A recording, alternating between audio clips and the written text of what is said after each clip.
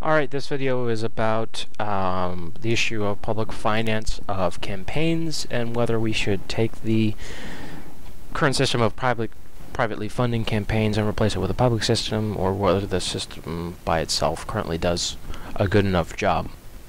For this video, I'm going to be just referencing the Wikipedia article on campaign finance, links in the description below, especially the section on public financing.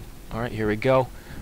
Under the political section on the public financing, it says that there are a variety of mechanisms for deriving public financing, from direct subsidy to private donations being reimbursed, or exemption from fees, or a variety of other systems.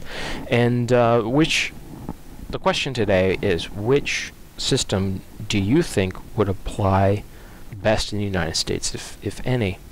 Libertarian critics of the past, few years have been up on their moral high horse and up on their shoddy philosophical standings, trying to decry any form of government intervention. It says here that the critics of the system argue that government should not subsidize political speech, and I think this view is utter bunk. And if you hold this view, you are holding a view that is easily refutable by any third grader or well-bred farm animal. The sheer fact of the matter is that government is a body of political speech, that government finances currently political speech of its individuals, of its current members, that government has the express power to further the interests of the American people, and if it is found that the interests of the American people lie in public financing of elections, then it has an obvious duty to pursue that end. I'd be willing to debate anyone on this subject, because I think it's absolute logical bunk.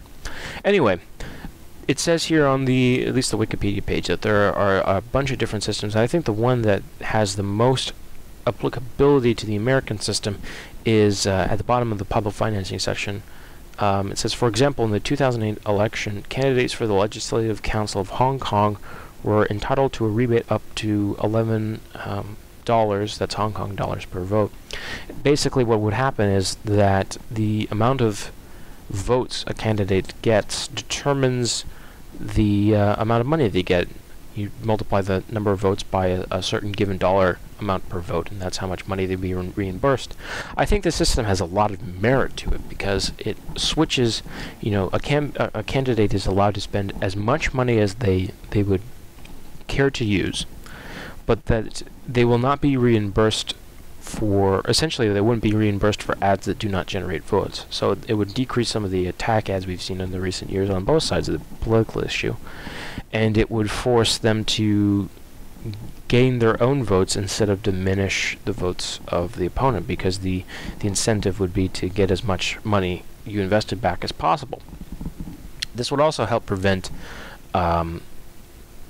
third-party corporate contributors to the political process, because what they would say, any same political candidate, would say that the government is going to pay me back at the end of the cycle. So why would I take corporate money when that would just look bad with the voters, and it would decrease my rebate?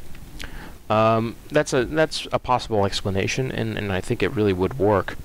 It would also eliminate some of the two-party duality that we have in the United States. It would allow people without vast sums of money to, potentially take out loans and then pay back those loans with the government rebate that they get, which would open up the field to third-party candidates, which we are extremely lacking in the United States. For the past, 200 years, it's only been one or two parties, possibly three, but only in rare instances. So it would help eliminate some of this two-party duality that we would see, and we would get a more normal distribution, while today we would see a more bimodal distribution. I'd love to hear your comments on the subject. Comments and video responses are set to automatic approval, and I hope to get a dialogue going, because this is a topic I see everywhere, but no one really cares to discuss in the political public sphere, because they're afraid of being talked about on Glenn Beck show being called a communist, Marxist, socialist, fascist, even though that statement doesn't make any sense. So, I'd love to hear back from you, and thanks for watching.